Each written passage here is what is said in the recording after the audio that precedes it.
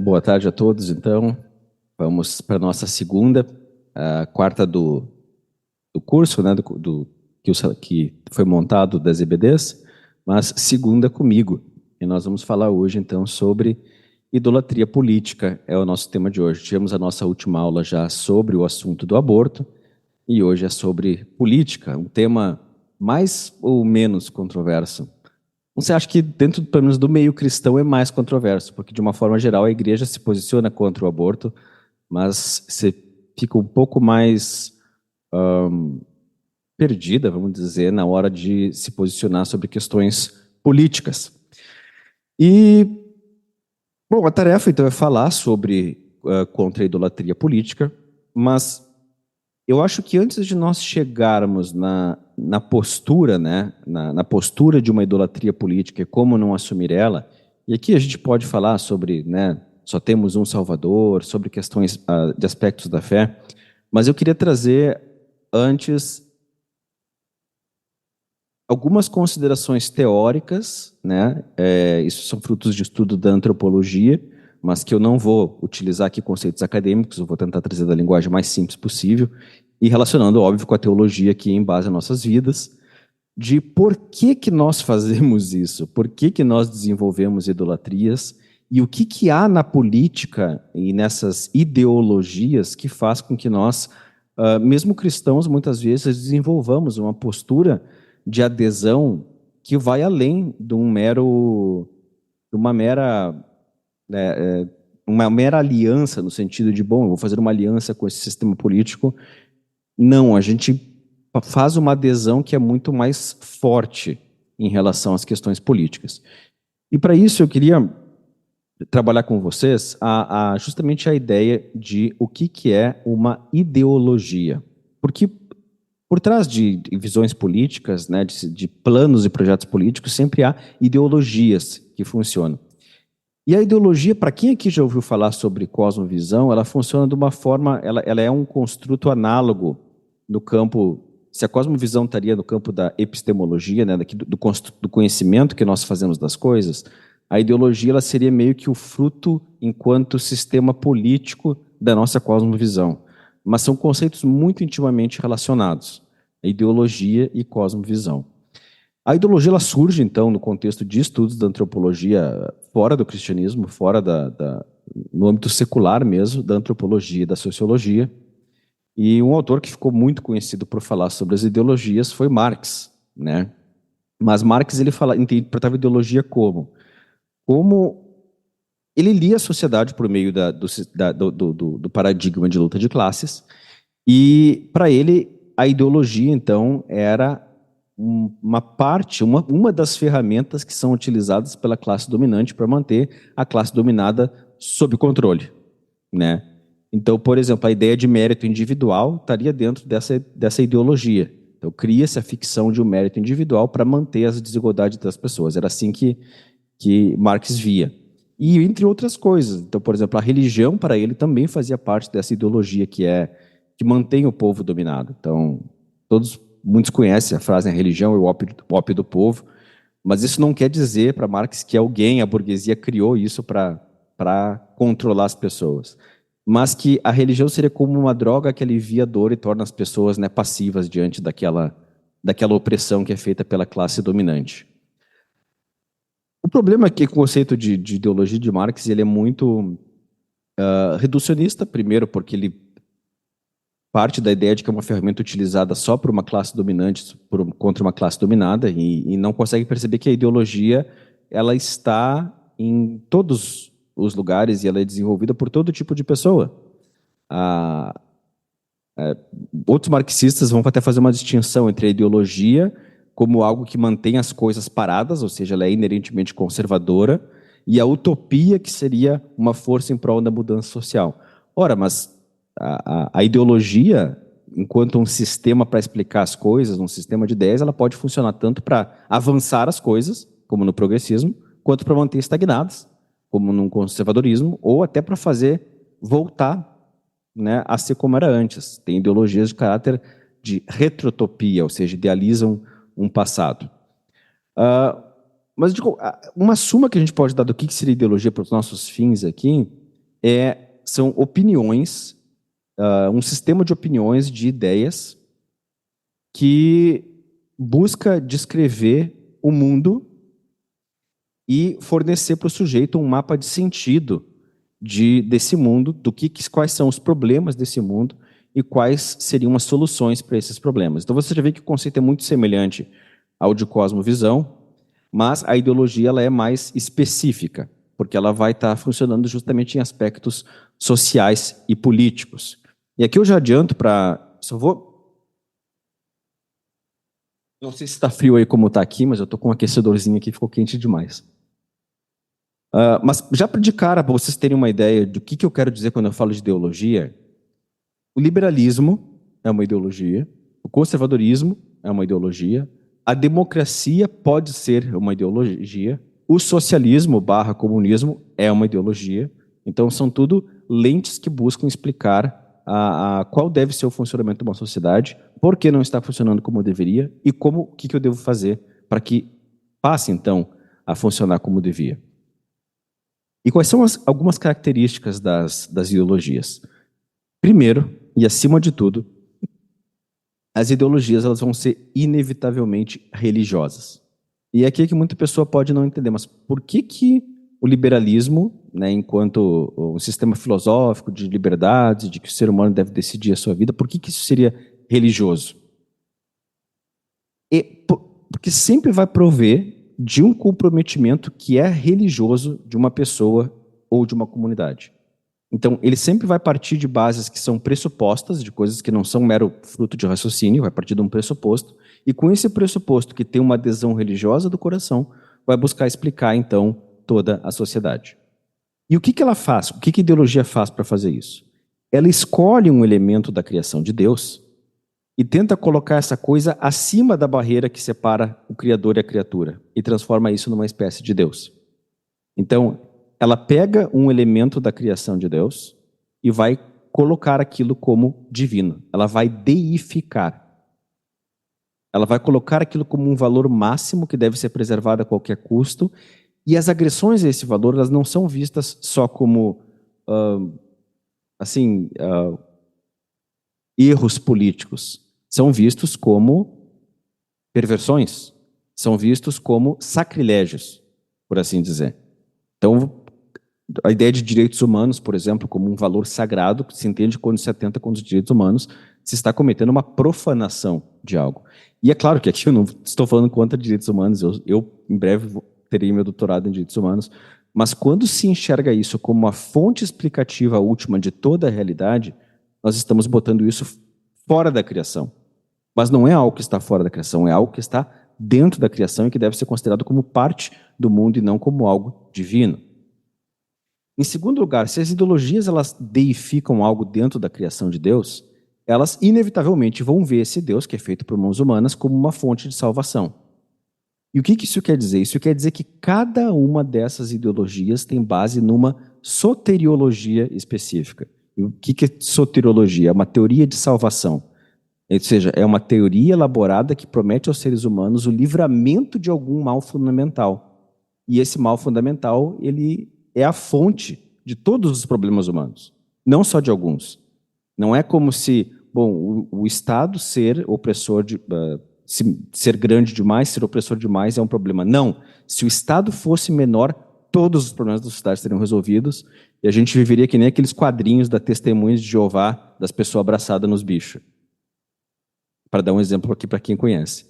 Então se vê que a sociedade vai ser perfeita se simplesmente nós eliminássemos esse mal. E como que nós vamos eliminar esse mal? Com um outro elemento, que é o elemento salvador. Tá? Então a salvação vai vir através da máxima liberdade individual, ou da propriedade comum e compartilhada, o fim da propriedade individual, a libertação do domínio estrangeiro, a submissão do indivíduo à vontade geral, a submissão à democracia, ao consenso da maioria. E de cara aqui eu já quero pontuar de por que é assim. Por que essas coisas são religiosas e ainda assim angariam os nossos afetos? O Bob Goodsworth ele fala que toda ideologia amadurecida ela é uma falsa revelação da criação, queda e redenção. Então nós sabemos como cristãos, isso é um conceito recorrente na teologia, que a chave para nós compreendermos a realidade, a chave da cosmovisão cristã, está nessa trilogia criação, queda e redenção. E alguns vão acrescentar ainda, né, glorificação, outros entendem como parte da própria redenção. E, em certo sentido, a ideologia ela vai utilizar essa mesma tríade, mas colocando elementos diferentes ali. E aí ela vai identificar a sua própria fonte dos pecados, vai fazer a sua própria antítese entre bem e mal e vai prometer uma redenção. E, de uma certa forma, o Goods vai dizer, uma ideologia limita o sofrimento e a morte do Messias. Porque ela diz que muitas vezes que alguns sacrifícios são necessários para que se atinja esse estado futuro de que vai estar tudo bem. E aí o que acontece conosco, nós cristãos? Nós temos uma chave explicativa. Quando a gente olha para um mundo que tem coisas boas e más, o que a gente vai concluir? Um ateu vai olhar para o mundo e vendo as coisas más vai dizer, bom, Deus não pode ser verdadeiro, e se Deus é verdadeiro, ele é mau, porque tem coisas más aqui. E o cristão, ele vai ver essas coisas más, ele não vai ignorar, mas ele vai dizer, não, nós vivemos em um mundo que foi criado bom, caiu no pecado, o pecado não obliterou a bondade da criação de Deus, mas manchou ela, e ao mesmo tempo, por que ainda, em meio a essas coisas más, surgem coisas boas? Por que o ser humano corrompido ainda é capaz de coisas boas? Porque existe uma redenção.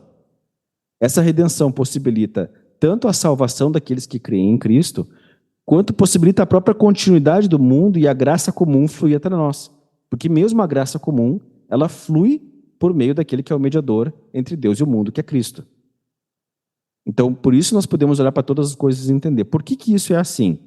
Porque foi criado bom, caiu, mas não foi obliterado, e um dia será redimido. E, portanto, ainda há esperança, ainda há possibilidade de produzir coisas boas mesmo nesse mundo caído. As ideologias vão pegar esse esquema criação, que é da redenção, e elas vão distorcer. Elas vão falar, por exemplo, falando aqui do liberalismo, vão falar de um estado de natureza onde as coisas eram boas, um estado de natureza de Rousseau, pelo menos, de uma organização social, então, que criou os males, e que agora nós podemos ter a redenção maximizando a liberdade individual e sujeitando todo mundo apenas àquilo que a maioria decidir. Então, é uma outra forma de explicar por que as coisas são como são, que tem outros elementos de criação e que é da redenção. E a ideologia, ela vai sempre localizar a fonte desse mal básico na própria criação, que não é o que o cristão faz. Para o cristão, o pecado é algo que não deveria estar aqui. Ele é algo heterogêneo à criação, ele é heterônomo, ele vem a serpente e tenta Eva, e por isso o pecado acontece, mas o pecado entra, ele não estava lá quando Deus criou. O pecado não está na criação, mas na rebelião contra Deus. A ideologia, pelo contrário, identifica o mal na ordem criada. E a salvação também vai estar na ordem criada. Existem ligações das ideologias com a própria questão elas têm uma tendência agnóstica, por assim dizer, porque elas ontologizam o mal tem uma existência própria e última, enquanto para o cristianismo o mal não tem existência última, ele é uma corrupção do bem, temporária, que será eliminada um dia, e para o gnóstico não, o mal está aqui, e o mal está numa ordem criacional que está mal organizada, e nós podemos, então, organizar isso de novo e tornar as coisas boas. E por conta dessa soteriologia errada, não é de admirar que as ideologias elas vão ter, então, uma visão distorcida do mundo, e por implicação do governo e da política. E aí a gente faz a ponte entre por que eu ter uma visão errada do mundo, por que o ser humano individual ter ídolos vai implicar em sistemas políticos que são idólatras. Ora, o Buddha também vai falar que existem 3 regras bíblicas básicas. Primeira, todos servem a um Deus de algum tipo. Todo ser humano é um ser religioso. Tá? Calvino falava do sensus divinatis, o senso do divino no nosso coração. Muitos teólogos hoje em dia, até no Brasil, vão estar falando sobre isso. Nós fomos feitos para adorar. Okay? Segundo, todos são transformados na imagem do Deus a que servem. Então, a Bíblia fala que aqueles que adoram ídolos tornam-se como eles. E da mesma forma, nós que adoramos a Cristo, diz que contemplando a Cristo, nós seremos moldados à imagem dele, nós seremos transformados. Quanto mais da beleza e glória de Cristo nós vemos, mais nós nos moldamos para ser semelhante a como ele é. E em terceiro, ora, as pessoas estruturam a sociedade à sua própria imagem. A sociedade existe, é um conjunto de pessoas. Se as pessoas se enxergam como seus ídolos, elas vão construir sistemas que têm por base, por pressuposto, esse ídolo. Agostinho ele vai afirmar isso estabelecendo dois princípios básicos. Ele vai dizer: o nosso coração não descansa até que repouse em Deus. E isso é um ponto muito importante da filosofia política de Agostinho, uma comunidade é unida em torno de objetos de amor compartilhados. Então essa comunidade, ela se une com base no que os indivíduos amam e amam em comum.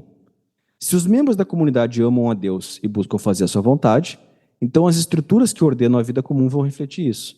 Mas se os membros amam coisas como riqueza material, direitos individuais ou um estado paternalista, então esse amor compartilhado vai se dar de uma forma que vai implicar toda a comunidade e o sistema político que vai ser construído. E vai afetar o bem-estar dela. Porque se o coração da humanidade buscar descanso em coisas que não trazem descanso, essa inquietação interna vai se manifestar numa inquietação externa nas instituições políticas e sociais. Ou seja, a adoração aos ídolos traz consequências práticas para a vida compartilhada da comunidade. E em quinto e último lugar, nas ideologias modernas, os objetivos suplantam os princípios. Então, os objetivos são mais importantes do que os princípios. Naquela máxima famosa, os fins justificam os meios. Em vez de se considerar na atuação política a justiça como uma norma, um princípio que vai conduzir a minha atuação na construção da minha comunidade, a justiça, na verdade, é interpretada como o objetivo final, aquele estado final que nós vamos ter. Depois que tiver a ditadura do proletariado e a propriedade for comum, aí as coisas vão estar bem. Depois que não houver mais o Estado e os indivíduos se autorregularem de acordo com a sua própria vontade, aí vai estar tudo bem. E qual é o problema de tu deslocar a justiça de um princípio norteador da ação para um mero objetivo a ser alcançado? Isso quer dizer que o que quer que se faça aqui e agora é permitido. Porque lá no final eu vou alcançar, então, finalmente a justiça. Ainda que aqui eu não vá ser justo na forma como eu atuo para chegar até lá. As ideologias, elas são idólatras, como nós vimos. Todas elas são alguma espécie de humanismo. Por quê? Porque todas pressupõem que somos nós que vamos construir a sociedade perfeita, justa e santa, seja por meio, então, como eu digo, da liberdade individual, ou de um estado máximo, ou da autogestão. Somos nós, seres humanos, que vamos construir essa sociedade perfeita. Então, todas elas são uma espécie de humanismo que exclui Deus do papel de construção de um processo político. Tá? E isso já nos diz que todas elas fazem parte de uma mesma família. E aí, isso que é algo que pode ser controverso para muitas pessoas, mas liberalismo, no sentido aqui de liberalismo político e econômico, e socialismo, podem parecer antagônicos, podem ser opostos. Mas o David Coase vai dizer que isso é mais uma rivalidade entre irmãos. Irmãos, eles podem... Aqui nós temos irmãos, então vocês vão entender o exemplo. Irmãos e irmãs podem discutir com frequência uns dos outros, podem, quando cresce, se separar, vai cada um morar numa cidade, pode dizer, eu não quero saber nada do fulano, mas botar um do lado do outro, mas são irmãos. A semelhança física não deixa mentir.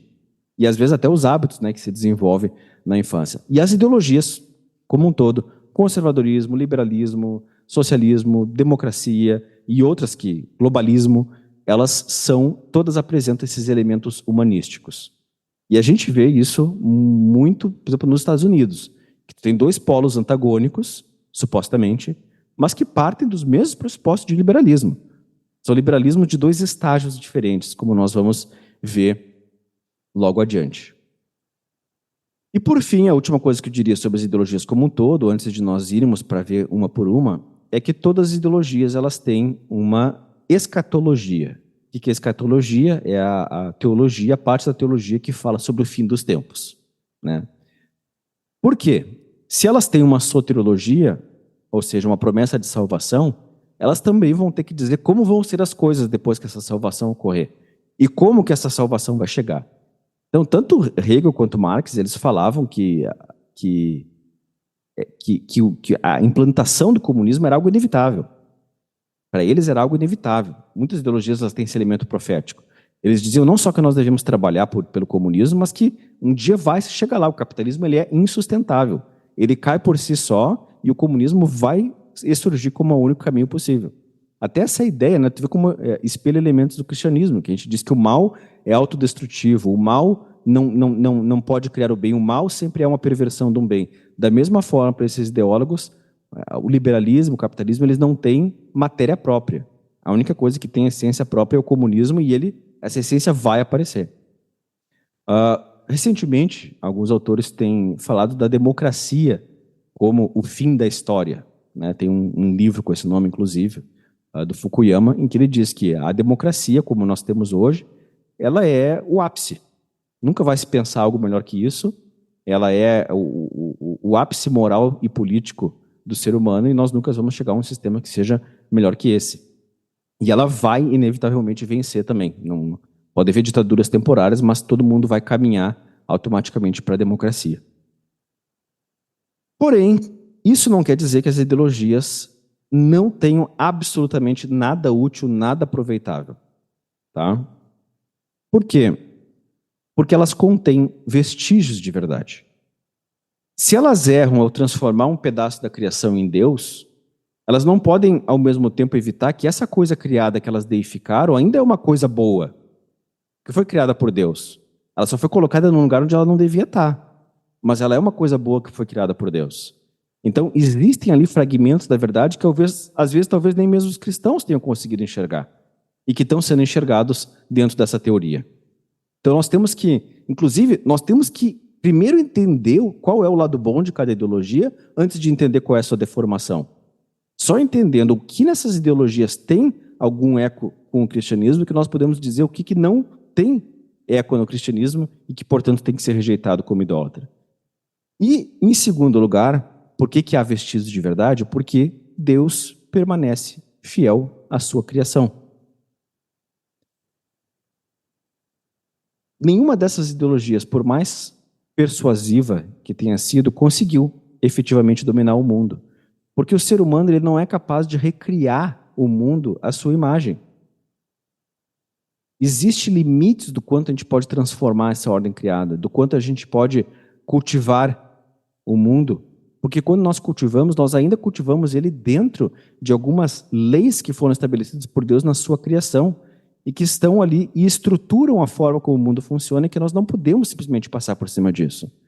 Então, o capitalismo ele pode, por exemplo, distorcer a vida familiar, mas ele não pode recriar ou desfazer por completo.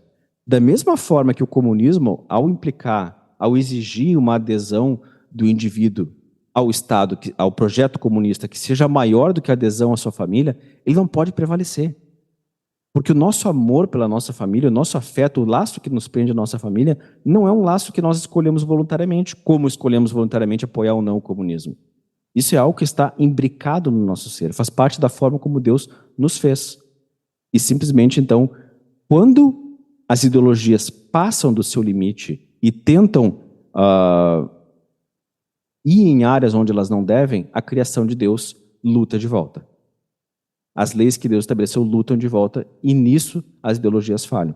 Da mesma forma, uma visão que vê o Estado como máximo, ela não pode romper os laços familiares, também não pode romper o senso individual que nós temos, que a justiça sempre vai implicar alguma medida de liberdade. A liberdade para nós cristãos ela não é o valor último, mas não significa que ela não seja um valor. Nós sentimos que é errado que nós entreguemos a gestão de toda a nossa vida financeira, moral e social a um outro ente. Nós sentimos dentro de nós que tem algo de errado nisso. Então, existem essas leis internas, tanto internas a nós quanto internas ao sistema criacional, que lutam contra as ideologias. E dito isso, nós podemos então ver alguns tipos de ideologias para entender como que se aplica esses conceitos que nós vimos em cada ideologia. E a primeira que eu queria ver com vocês é o liberalismo. E aqui eu falo do liberalismo antes de um sistema econômico, mas de um sistema político. Tá? Ou seja, o liberalismo, ele é a ideia de que toda a sociedade existe por um mero contrato entre indivíduos.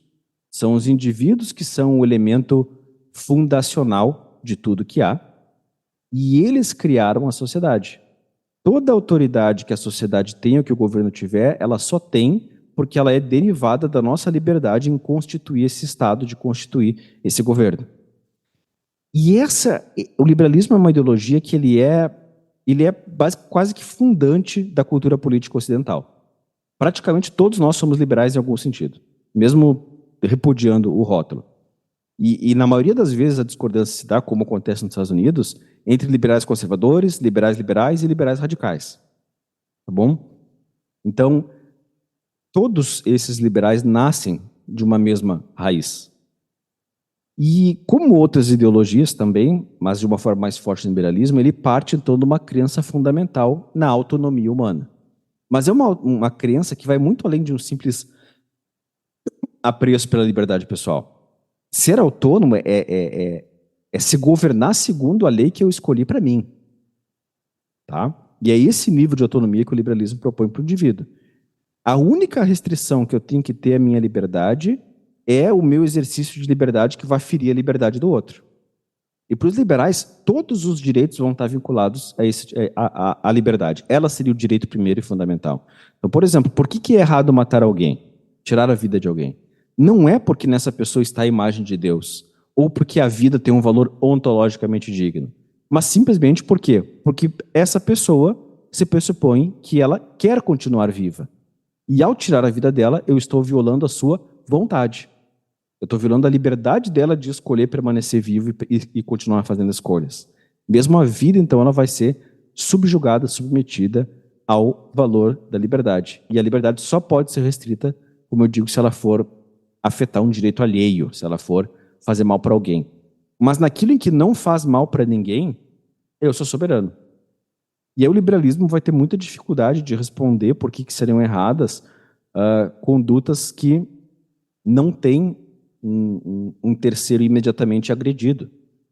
Então, eu consigo pensar em exemplos que seriam indigestos para a nossa aula, mas posturas que são antiéticas, posturas que são, qualquer um de nós diria que é deplorável, mas que, como não tem uma outra pessoa que eu estou afetando aqui indiretamente, então isso não seria errado. Nas quatro paredes do meu quarto, eu posso consumir no meu computador o conteúdo que eu quiser, porque eu estou sozinho. E ninguém pode dizer que isso é antiético ou que isso é errado. Então, quando o Estado passa a existir, ele existe para servir as necessidades dos indivíduos. Então, quando o liberalismo surge, os primeiros liberais, eles pressupõem que a liberdade, ela se resume a essa capacidade do indivíduo de agir conforme a sua vontade, sem se curvar a terceiros. Então, nesse sentido, o Estado ele tem que ser restrito a um número mínimo de funções que vão estar relacionadas à segurança pessoal e usufruto da liberdade. Né? É a ideia do Estado vigia noturno. Ele está como vigia ali, se acontecer alguma violação, ele vai atrás. Mas, se não, ele não toma qualquer... ele não se mete. E essa ênfase na propriedade, ela vai, logicamente, fazer com que o liberalismo ele opte por um sistema econômico de livre mercado e que não goste da intervenção governamental em transações, nas transações econômicas. Qualquer barreira a uma atividade econômica ela é rompida. As leis elas não devem ter qualquer orientação para Deus, elas têm uma orientação para esse mundo e baseadas na vontade humana. E essa vontade ela vai ser vista como um atributo, quase um atributo metafísico do indivíduo. E é nesse ponto que o capitalismo ele se liga ao liberalismo, porque o capitalismo ele pressupõe um agente racional que sempre age no seu próprio interesse. Não é preciso ser altruísta, aliás, é melhor não sê-lo. Se cada pessoa da sociedade buscar o seu interesse próprio apenas, a soma desses interesses próprios, funcionando como numa máquina de engrenagens, vai chegar ao bem comum. Não precisa que eu trabalhe para o bem comum. Se eu trabalhar em busca dos meus interesses próprios, a soma de todos esses interesses próprios sendo buscados vai chegar a uma soma virtuosa. Aí já se tem um problema, porque que o egoísmo é pecado. Como que a soma de diversos impulsos pecaminosos vai ter como resultante da equação algo que é virtuoso? Outro problema é que, biblicamente, quando nós olhamos para a propriedade, nós não vemos princípios que sustentem essa ideia de uma propriedade absoluta. Tá? Nós vemos, então, por exemplo, na lei do Antigo Testamento, um tipo de propriedade que era diferente. A minha propriedade de bens móveis, por exemplo, ela pertencia a mim, mas a terra não tinha proprietários. A terra tinha quase que locatários, porque a terra pertencia a Deus. Ele fala isso repetidas vezes. A terra é minha e eu permito que o ser humano, né, seja o mandatário dela. Ele tem a ordem de cultivar e guardar. E tu tinha uma série de proteções para manter as propriedades nas famílias, isso, ou seja, é um tipo de propriedade privada, mas tu também tinha limitações à forma que a busca da propriedade deve ser feita. Então, por exemplo, o penhor, a cobrança de dívidas, ela não podia ser feita de forma absoluta. O penhor tinha limitações, tinham proteções em favor dos pobres. Então, se tu tirava a cama de alguém, tu tinha que devolver para a pessoa dormir. Se tu tirava a capa, tinha que devolver para ele se aquecer. Tu tinha limitações a como tu pode cobrar o teu débito. Em último caso, se a pessoa não pode pagar, ela vai trabalhar para ti pagar. Tá? Então, não existe uma propriedade comum, ela vai trabalhar para te pagar. Mas... E a cada dia de servidão vai ser descontado o que seria equivalente a um dia de salário. Mas se vê que a ideia de um sistema econômico absolutamente desregulado e ao arbítrio dos indivíduos não é algo que nós encontramos, pelo menos na lei que foi dada a Israel. Lei essa que Deus testifica que é boa, justa, etc. Obviamente nós não vivemos em Israel e tem algumas coisas que funcionavam em Israel, porque Israel, além de ser uma nação, era uma comunidade da aliança. Então, hoje a nossa comunidade da aliança é a igreja, e isso vai implicar algumas distinções. Mas ainda assim nós encontramos princípios de que a propriedade não é absoluta, e existe sim uma função social da propriedade que é esperada para que os indivíduos ajam de forma virtuosa. O mal último no liberalismo, ele vai ser localizado na autoridade heterônoma, ou seja, a autoridade que não vem de mim, a autoridade que me é imposta de fora. Toda autoridade que esteja agindo sobre mim, mas que não se origine da minha vontade, do meu consenso, ali está a fonte do mal. E o liberalismo ele vai ter dificuldade para digerir a verdade de que nós fomos criados para a vida em comunidade. E a comunidade, ela implica nós sermos criados para a comunidade e não sermos criados enquanto indivíduos inseridos depois da comunidade.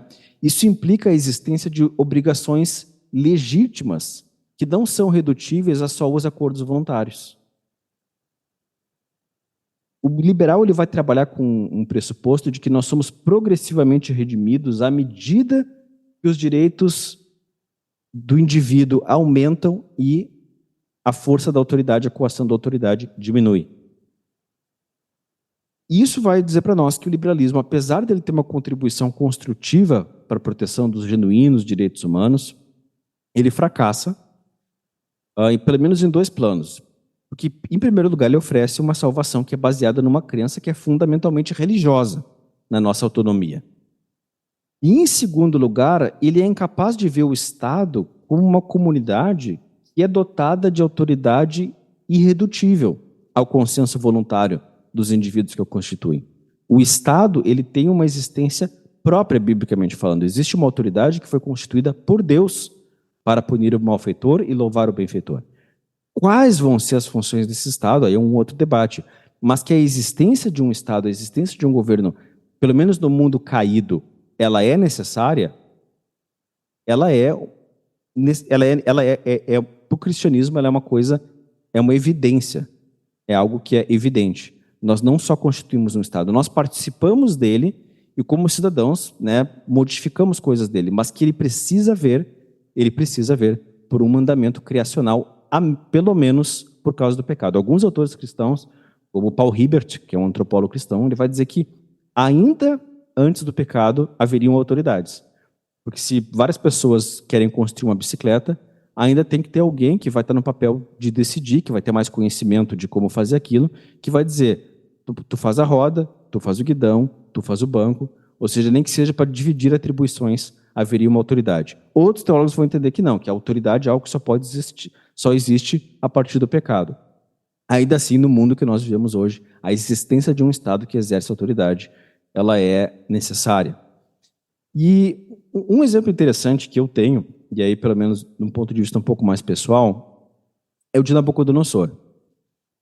Quando Daniel tem aquele sonho, quando Nabucodonosor tem aquele sonho de que ele seria transformado, né, que ele enlouqueceria, que ele estaria por um tempo se portando como uma besta, que o corpo dele seria molhado com orvalho e tal,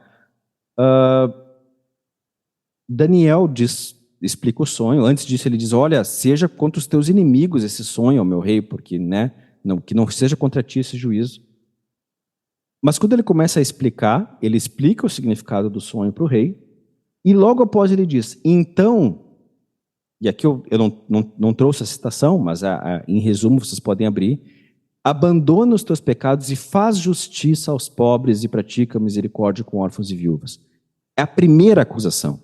Numa nação tão idólatra como a Babilônia, a primeira acusação que Daniel faz são pecados de ordem social, de pecados que ele estava cometendo enquanto rei, enquanto governante, não só enquanto ser humano. E isso para mim diz uma coisa. Nós temos Deus exortando Nabucodonosor por não cumprir princípios de justiça, né, social, de oprimir os pobres, etc., etc., numa sociedade que não tinha revelação especial de Deus, ou seja, que não seguia a Escritura, e ainda assim ele era culpável enquanto rei. E enquanto rei, ele era naquele momento o Estado. O que isso, para mim, pelo menos na minha visão, mostra? Mostra que existem alguns princípios de lei natural. Nabucodonosor não podia estar pecando contra a revelação especial, porque ele não a tinha. Mas ele estava pecando contra a revelação geral. Contra princípios de justiça que são evidentes, mesmo aquele que não é convertido. Ele estava pecando contra princípios de lei natural a tal ponto de poder ser exortado por Deus de estar violando esses princípios, mesmo ele sendo um pagão. Ou seja, mesmo o Estado, e aí o Calvino também vai dizer isso, o Estado deve seguir princípios de lei natural, de direito natural. Há princípios de justiça que são autoevidentes, que são imanentes na criação e que todos devem seguir. E um desses princípios, dentre esses princípios está de que o Estado ele deve fazer justiça aos pobres, aos necessitados. Ele deve fazer justiça àqueles que estão necessitados. Agora, em que medida ele vai fazer isso? E quem que vai se enquadrar nesse conceito? É a pessoa que não trabalha porque não quer? Certamente não. Um bom livro para vocês verem como aplicar isso na prática é o Pensamento Econômico e Social de Calvino, do André Bieler. Vocês já ouviram falar que a pronúncia certa seria André Boulé, mas do André Bieler, o Pensamento Político e Social de Calvino, é um livro muito bom, onde vai falar das teses que Calvino defendeu em Genebra e de como isso era aplicado. A pessoa não tem emprego, vai ser dado um emprego para ela. Não existia mendigo na cidade, mas por que não existia mendigo na cidade? Porque todo mundo se via numa obrigação cristã de prover emprego para aquele que dele necessitasse. Agora, há a vaga e tu não quer trabalhar, tu não é bem-vindo aqui. Então pode procurar outra cidade para ti. Então não era assim, eu não quero. Mas pessoas que eram deficientes, que não podiam trabalhar por alguma incapacidade, recebiam uma assistência estatal. Bom, Nabucodonosor também, ele não era uma associação privada sendo cobrada de Deus por estar praticando a injustiça. Ele encarnava ali o Estado. Então, há alguma medida de atuação do Estado. Significa que tudo deve ser feito pelo Estado? Não. Mas significa que nada deve ser feito pelo Estado? Também não. Significa que o Estado, no mínimo, se for ser feito por comunidades menores, o Estado tem que estar no papel de supervisionar essa atuação para garantir que ela seja de acordo com a lei e com princípios de justiça. Por isso que o liberalismo ele não estaria plenamente de acordo com a visão cristã. O conservadorismo, que é a segunda ideologia que nós vemos, ele talvez seja a ideologia mais difícil de definir, porque ele assumiu diferentes formas em diferentes momentos, né? Alguns vão identificar como uma mera política de prudência, né, de tomar cuidado, não é uma visão dogmática, ou seja, ele não traz princípios, ele só traz meios de como se fazer a política, se façamos com prudência, sem revoluções, por meio de reformas graduais, e aí Nesse ponto, os conservadores vão dizer que eles não são uma ideologia, porque eles não trazem objetivos a serem buscados, eles só trazem princípios de como fazer, como meios de como fazer a política. Mas, ainda assim, existe um tipo de conservadorismo que é visto que sim adquire dimensões ideológicas. E o conservadorismo, basicamente, o pressuposto básico dele é de que as coisas acontecem melhor por meio de reformas graduais, cuidadosas, e que nós temos que ter muito cuidado em preservar aquilo que nós já construímos, para que quando nós construirmos, nós não destruamos aquilo que nós já construímos. Então, é uma postura de cuidado e de prudência.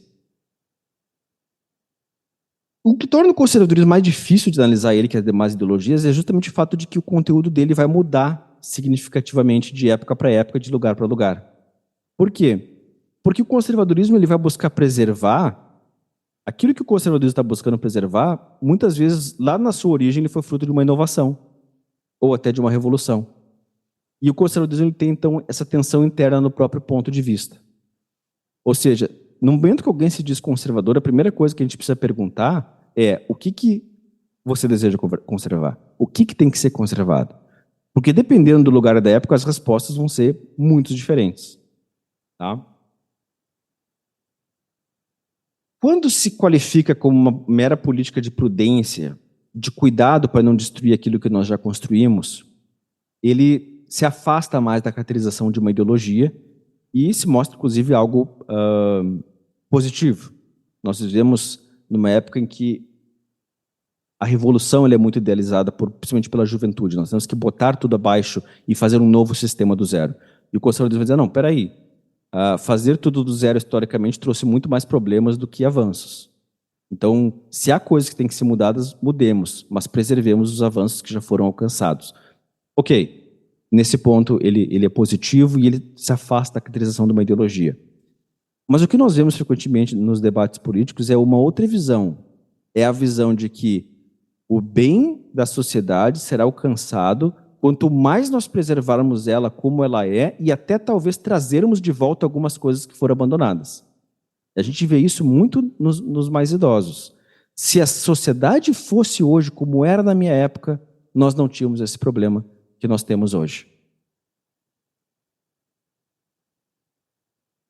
Um problema fundamental de uma visão conservadora é que o cristianismo, por exemplo, ele foi altamente revolucionário quando ele surgiu. De forma nenhuma, ele foi um movimento conservador. Talvez, numa visão correta, dentro do judaísmo, ele guarda uma relação de continuidade tal que ele pode ser visto como reformista. Mas na sociedade em que ele estava inserido, como a romana, ele foi altamente revolucionário. Um cristão num país muçulmano, um missionário num país muçulmano, ele jamais vai ser visto como um conservador, ele vai ser visto como um revolucionário. Tá? E aí já começamos um problema.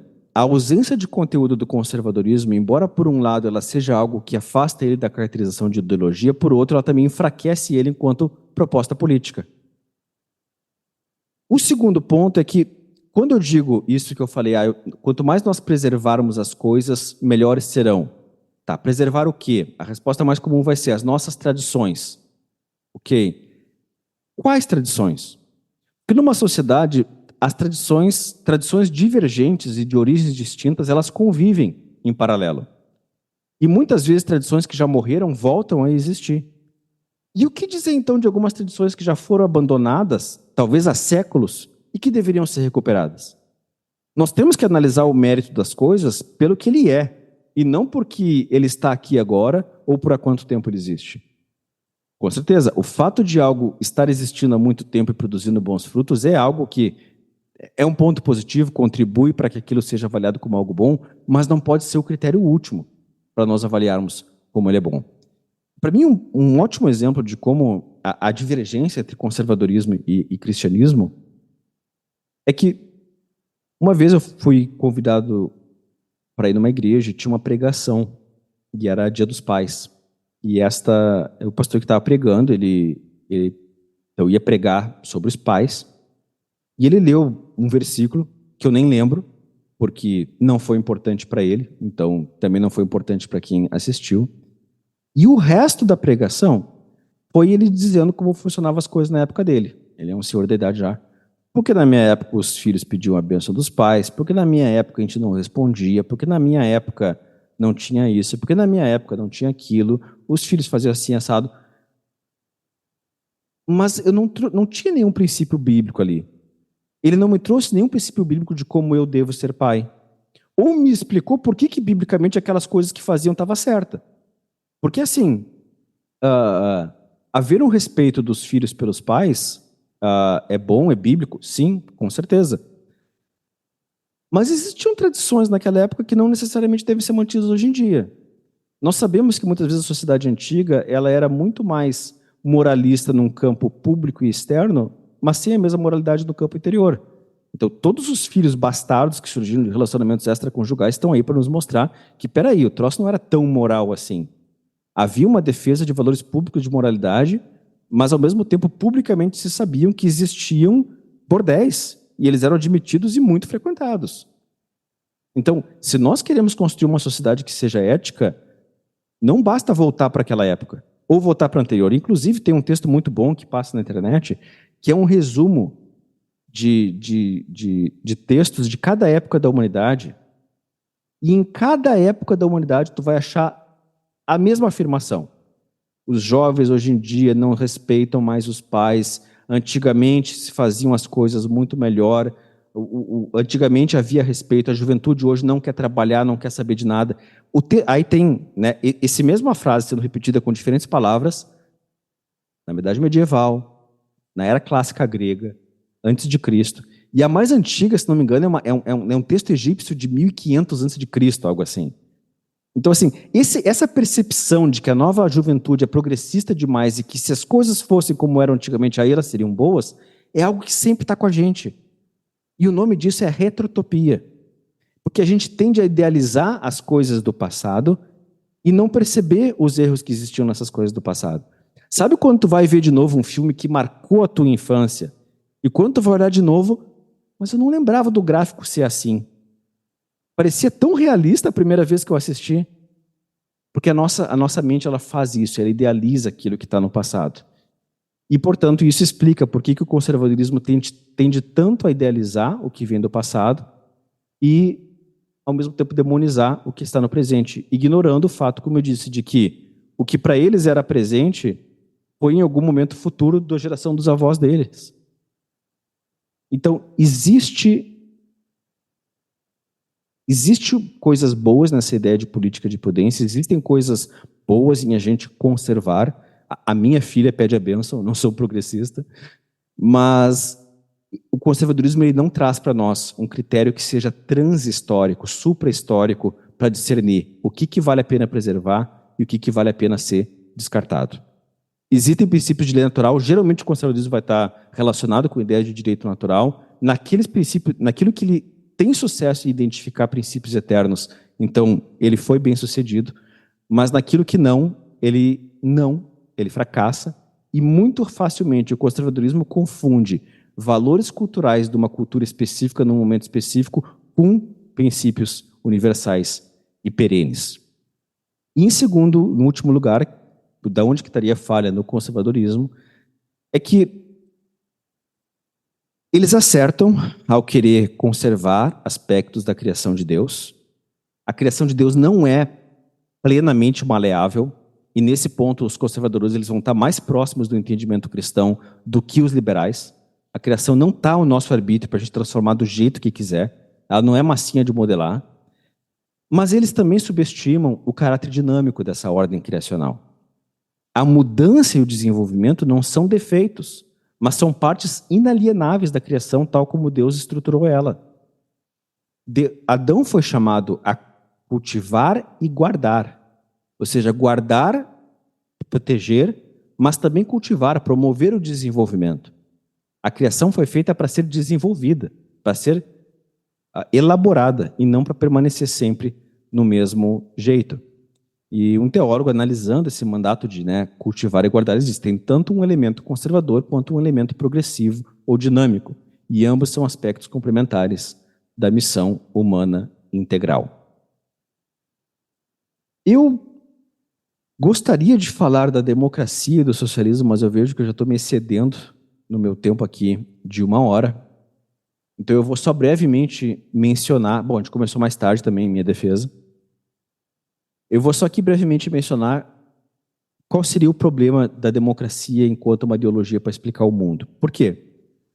A democracia, a primeira pergunta que nós podemos fazer, não é só uma forma de governo? Ora, ela é uma forma de governo, mas ela pode assumir dimensões ideológicas. Quando? Quando ela entende que a fonte da verdade e do bem numa sociedade está no consenso da maioria, na voz do povo. Existe democracia enquanto estrutura e existe democracia enquanto credo. Como estrutura, ela é uma série de arranjos institucionais para os cidadãos participarem das escolhas no governo, mas como credo, ela é a crença de que quando a gente reunir as pessoas para decidirem e tomar as decisões por meio de voto, então as coisas vão inevitavelmente caminhar para o bem. E não é bem assim. Porque, de novo, se os seres humanos são manchados pelo pecado, a sociedade que eles vão construir meramente fazendo suas escolhas, se essas escolhas não tiverem qualquer restrição, também vai ser uma sociedade estruturada em volta do pecado.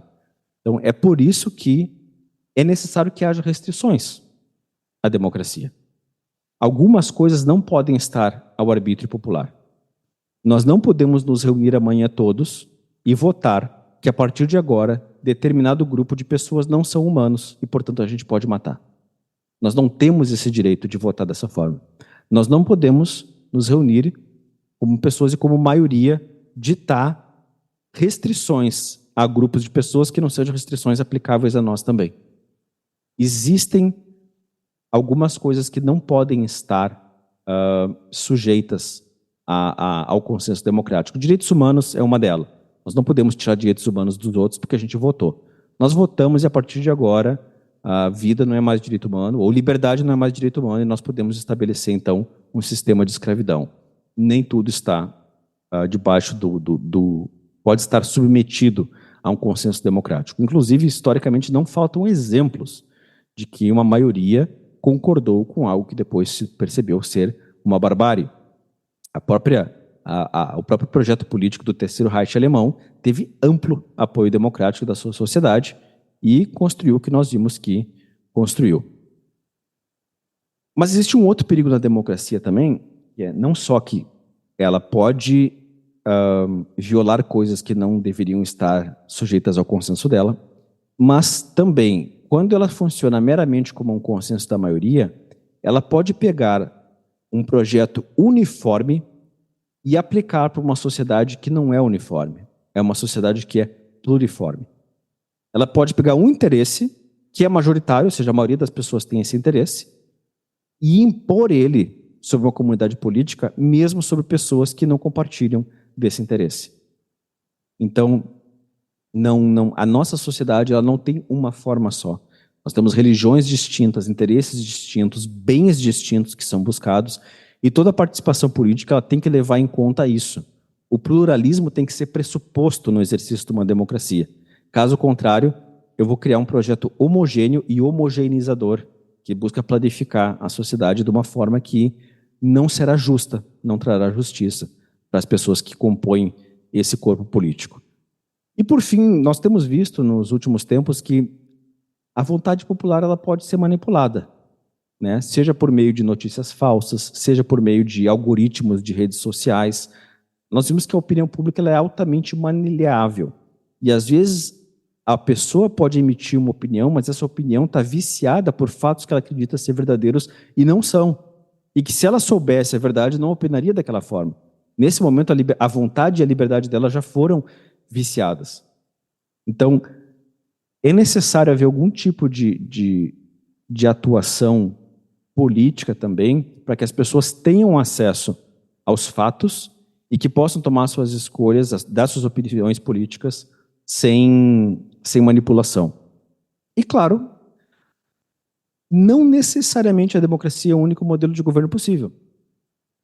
Ela é um modelo bom, Acredito que algum nível de participação, de consenso dos indivíduos com o seu governo é necessário para que uma sociedade seja justa, mas é plenamente possível que uma monarquia funcione bem, se o rei for bom, etc. Óbvio, o quanto isso na prática pode funcionar ou não é outra história, mas o que eu estou dizendo é que, em princípio, a democracia não pode ser justificada em princípio e outras formas de governo não podem ser condenadas em princípio. Só porque o povo participa não quer dizer que necessariamente aquele vai ser um governo bom e só porque não há uma participação política plena na escolha dos seus governantes significa que um governo vai ser necessariamente ruim. E a democracia pode falhar também quando ela tentar aplicar o princípio diplomático a todas as áreas da vida, incluindo esferas no qual a democracia é inadequada. Numa família, a família não se governa por um sistema democrático. Né? Todo mundo sabe que a mulher manda e a gente só obedece. Não, todos nós sabemos que numa família existe óbvio consenso daqueles que estão envolvidos, mas não é voto. Né? Os pais tomam decisões pelos filhos sem o assentimento dos filhos muitas vezes. E pode chegar momentos em que o marido tem que tomar uma decisão, ele vai consultar sua esposa, vai ouvir ela, mas não vai haver um assentimento pleno. E ainda assim ele vai ter que tomar aquela decisão. A igreja não é plenamente democrática. Existe algum nível de que o pastor tem que ouvir as suas ovelhas, os presbíteros têm que também representar o que pensa o povo, mas a igreja não pode se reunir para votar se ela acredita na Trindade. Ela até pode, mas no momento que ela votar que não, ela já não é mais igreja. Ou talvez já não é só por estar disposta a submeter isso ao consenso. Não, existem coisas que não estão sujeitas ao consenso. E isso vai escandalizar algumas pessoas de fora. Tem pessoas que, só por a igreja não ser democrática, já enxergam isso como uma violação. A Católicas pelo Direito de Decidir, que eu mencionei no nosso último estudo, para elas um absurdo da igreja católica é que o Papa não ouve elas. Nós somos a favor do aborto, isso tem que ser discutido, isso tem que ser debatido. Por que não se permite às mulheres que falem? Ora, porque desse assunto não há espaço para defesa aqui, porque vai contra a nossa fé. Simples. Não há espaço para defesa do aborto, porque vai contra a fé fundante daquela instituição. Tu escolheu defender essa proposta, tu está escolhendo ao mesmo tempo, então, não aderir a essa instituição. Eu vou abreviar todo o nosso resto, a gente falaria um pouco sobre socialismo, ao mesmo tempo que essa é uma parte muito interessante, acho que é a parte que tem menos dificuldades do povo cristão condenar. A gente talvez pende mais para o lado contrário. A gente vê tudo como comunismo e sacramentaliza o capitalismo. Então, acho que essa seria a parte mais assentimento comum aqui de todos. Mas eu queria pular, então, para a nossa conclusão de que, bom, vendo que todas as ideologias elas têm esses elementos, elas constroem uma mímese da criação que é a de redenção, vem a pergunta de por que então nós cristãos tantas vezes nós aderimos a elas? Né? Se nós temos a revelação verdadeira de Deus. Porque, primeiro, nós também estamos manchados pelo pecado, mas principalmente, como o ser humano ele foi feito para reconhecer essa tríade de criação que é a de redenção, ele como que vai buscar esse padrão em todas as outras coisas. Nós fomos feitos para buscar respostas últimas sobre as coisas.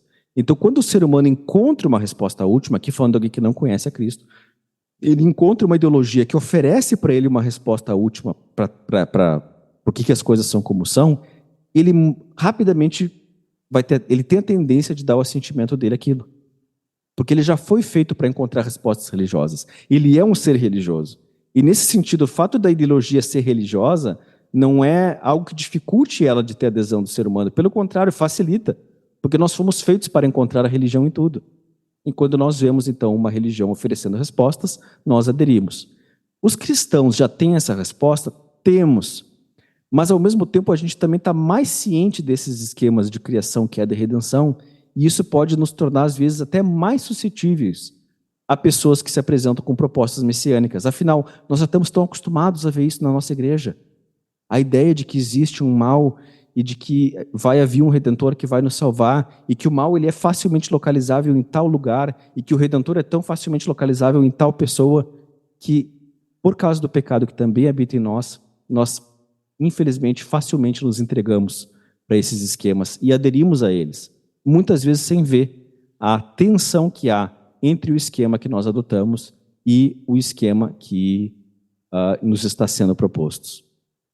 Política, irmãos, política é a arte do possível. É a arte de construir uma sociedade que respeite os direitos dos mais diversos tipos de indivíduos e também corrija as injustiças que podem surgir dessas relações. E a Bíblia não traz um manual de política. A Bíblia não chancela o capitalismo, nem o socialismo, nem a democracia.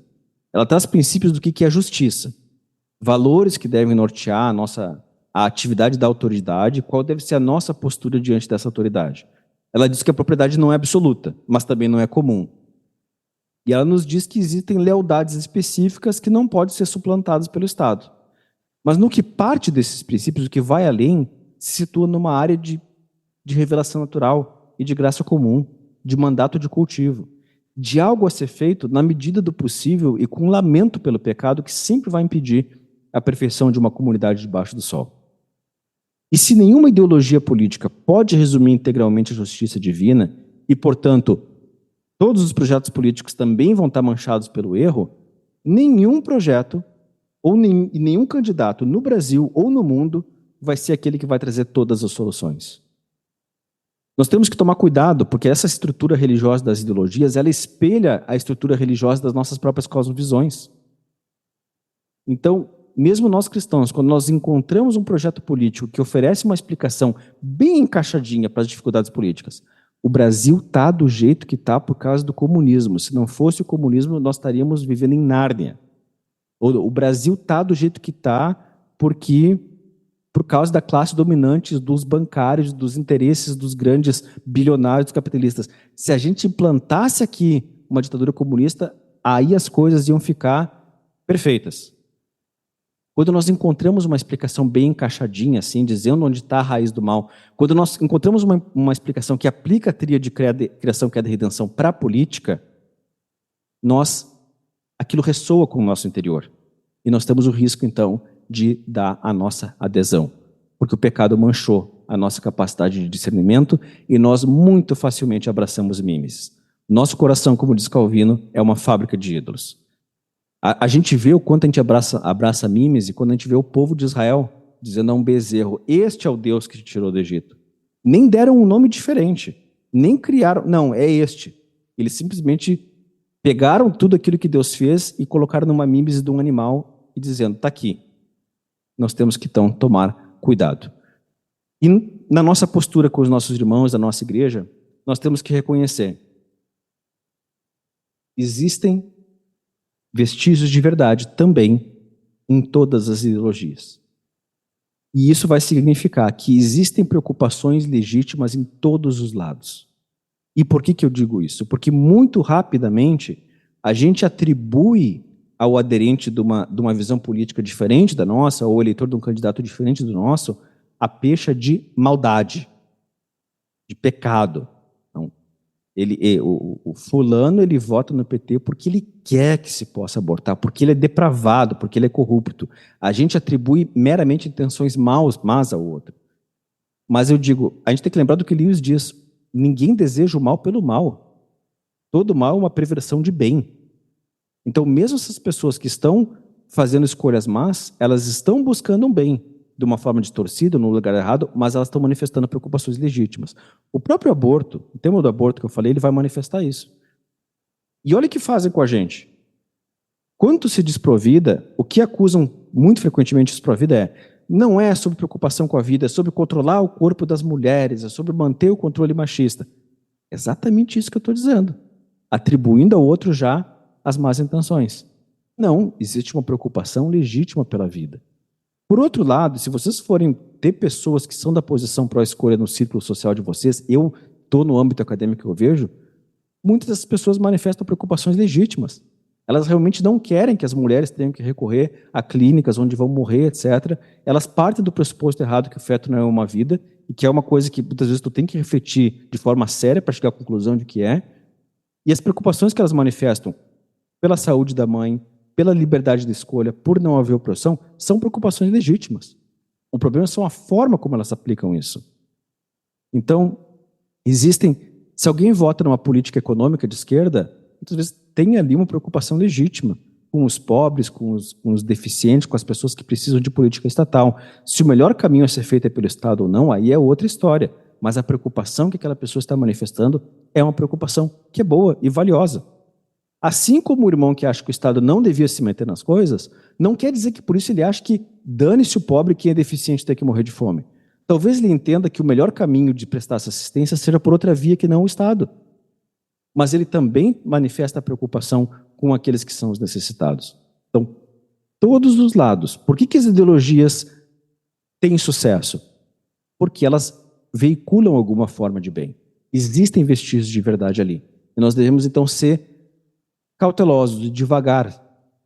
Devemos ser devagares para julgar os outros. E sempre não construir espantalhos dos outros, mas buscar entender que há, em todos os lados, uma preocupação legítima. E não é fácil fazer política, não é fácil votar, não é fácil escolher um candidato, ainda mais no contexto brasileiro, no contexto americano. Não é fácil. Não tem um candidato lá que esse é cristão, bom, etc, etc. Não, nós temos corrompido de todos os lados. Quem tem alguma dúvida de que às vezes a gente está escolhendo entre quem é o menos corrompido, olha o debate dos Estados Unidos, o último debate presidencial. Não tinha nada bom ali. Aqui no Brasil, na minha opinião pessoal, Lucas, não tinha nada bom nas últimas eleições. Nós tínhamos ambos com vestígios de duas ideologias, ambas com vestígios de verdade, ambas com corrupções. E eu não julgo o irmão que votou em um ou em outro, porque eu entendo perfeitamente o que pode ter levado ele a rejeitar o outro, e eu não vou atribuir isso a razões pecaminosas, de forma nenhuma. Não existe, irmãos, um único pensamento político selado na Escritura, e nós temos uma grande dose de liberdade e de dificuldade na escolha de um rumo político a ser adotado em qualquer situação. Eu acabei, como digo, tendo que pular uma parte, ficou um pouco resumido. Fiquem à vontade para me buscar para esclarecimentos. Eu estou no grupo do WhatsApp, só pode passar meu e-mail. Eu tenho artigos publicados, se procurar alguns termos comuns como política e meu nome no Google, vocês vão achar alguma coisa mais acadêmica sobre esse assunto. Mas espero que de alguma forma tenha contribuído para as dúvidas de cada um dos irmãos.